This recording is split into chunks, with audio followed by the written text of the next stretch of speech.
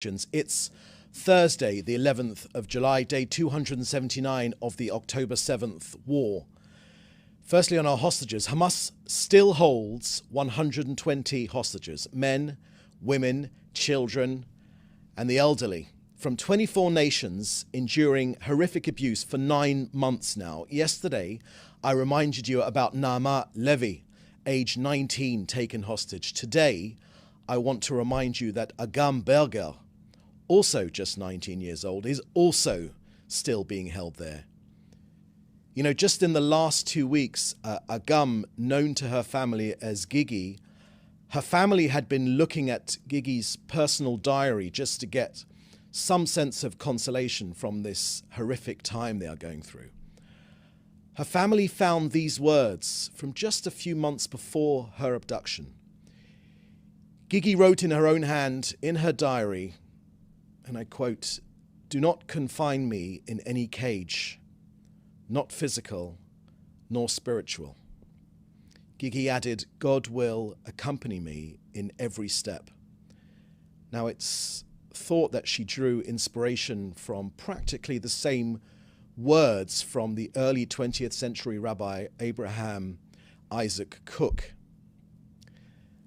The Hamas video of her abduction shows the terror monsters shouting at her and her friends. Gigi's face is bloodied and bleeding. Her mum and dad, Merav and Shlomi Berger, together with her cousin, have led the campaign to free her with nobility and with dignity. Our message to media is, look at her, put her in your pieces, mention her by name, Agam Berger, 279 days.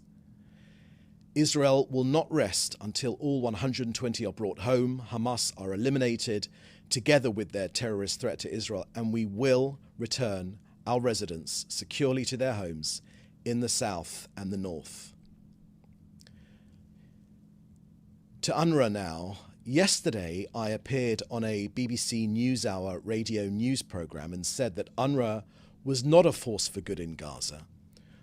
We have provided much evidence that UNRWA works hand in hand with Hamas, the Hamas server farm underneath the UNRWA HQ, the UNRWA employees who took part in the October 7th massacre, Hamas's tunnels underneath UNRWA-run schools, the Hamas terrorists using UNRWA schools as shelters, the UNRWA employees that took hostages into their homes. In the same radio program, Sam Rose, UNRWA's director of planning, said that he had seen no evidence and refuted the evidence. The State of Israel yesterday named 100 employees of UNRWA who are members of Hamas. They must be fired immediately. This is just a fraction of the true number of UNRWA workers also in Hamas. We gave this evidence again and again to UNRWA. Israel also sent the names to countries that fund UNRWA. Many, like the US and the UK, froze their funding to UNRWA after October the 7th. Now, Israel has told donor countries that hundreds more of UNRWA's 13,000 local staff are active Hamas terrorists, including school head teachers. This is a test case for the future of UNRWA. Now, yesterday, Sam Rose of UNRWA's director of planning refuted this evidence. He said there's no evidence, and he also refuted the evidence. Mr. Rose, you do not tell the truth, sir. So our message to media is, when using Sam Rose as your on-the-ground expert, please introduce him as Sam Rose, spokesman for Hamas. UNRWA are useless at aid distribution. UNRWA are useless at education, except glorifying suicide bombers and encouraging Jew killing. And Israel sees no role whatsoever for UNRWA in Gaza after this war ends. Now an update from COGAT and their work coordinating aid into Gaza over the last 24 hours. 261 trucks carrying humanitarian goods went in, 248 trucks via Kerem Shalom, 13 trucks via Erez, a convoy of 34 trucks and fuel tankers entered Gaza via Gate 96. 6 tankers of fuel and 6 tankers of cooking gas went in for essential needs. 31 pallets, which is 5.58 tons, were airdropped over Gaza. We will continue expanding our efforts to facilitate humanitarian aid into and across Gaza. But of course, 1,150 trucks are still awaiting collection from the Gazan side of Kerem Shalom border crossing, waiting for UNRWA to get their act together. You know, no other country would supply so much food to an enemy entity who started this war, refuses to stop fighting, and refuses to release our civilian hostages.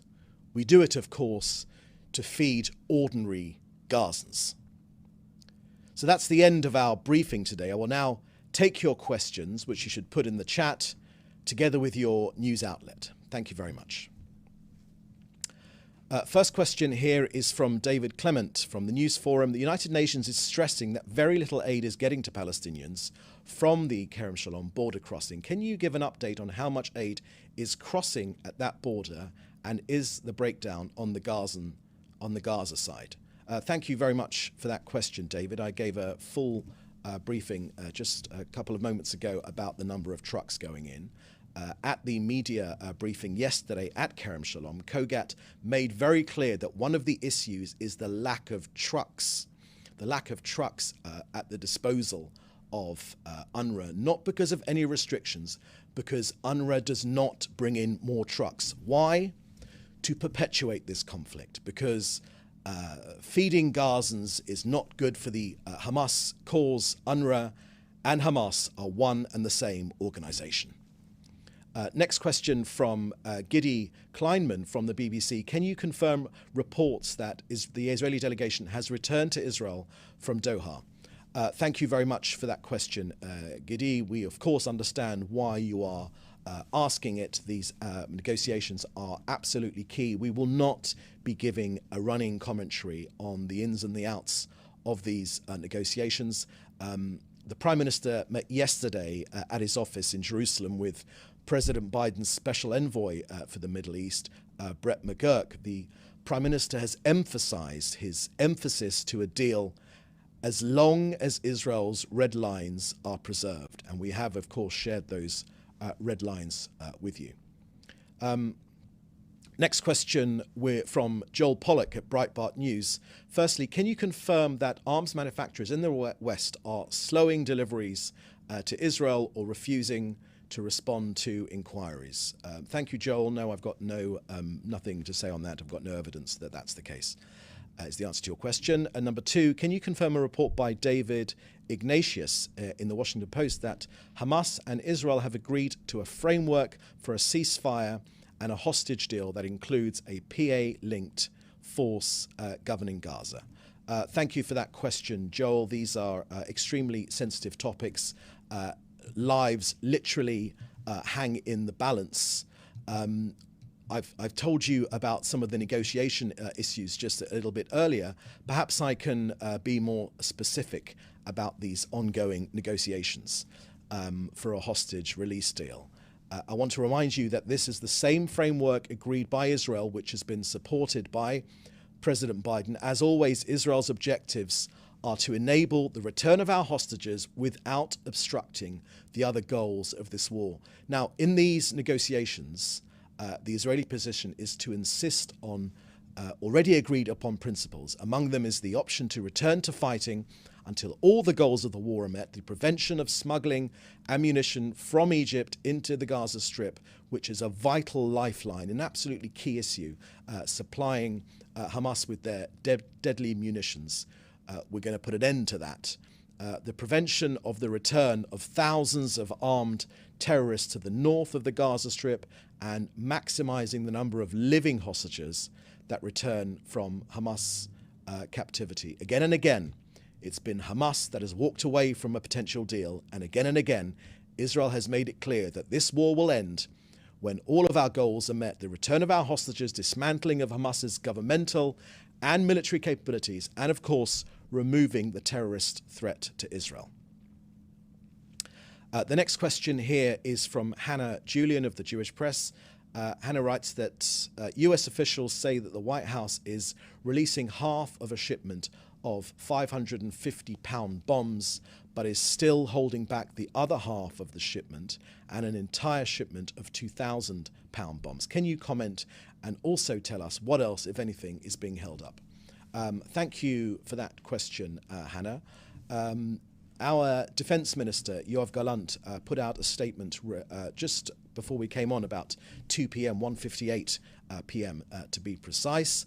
And in that statement, after his meeting with Brett McGurk, President Biden's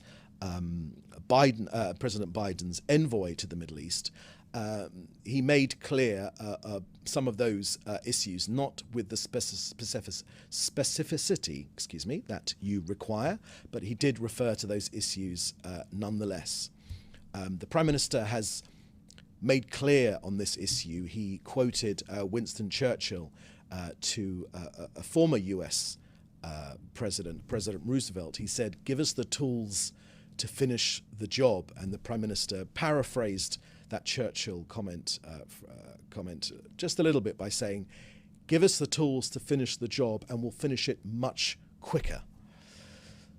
Next question here is from Jim Williams of Zenga. Are there any updates on the situation of the displaced Israelis in the north? It's been some time since the last update amidst all the other ongoing events. Thank you for that question, Jim. More than 100,000 of our people, just from the north alone, have been displaced. We saw the case yesterday of the direct hit on two civilians' car, a husband and a wife, who leave behind their 3 teenage children. An absolutely tragic case here in Israel, doing nothing wrong, those Israelis, but simply driving on the road. Their car received a direct hit from a Hezbollah rocket. Look, Israel will continue to operate in response to this Hezbollah aggression. We will use all means necessary to restore security on our northern border and safely return all of our citizens to their homes.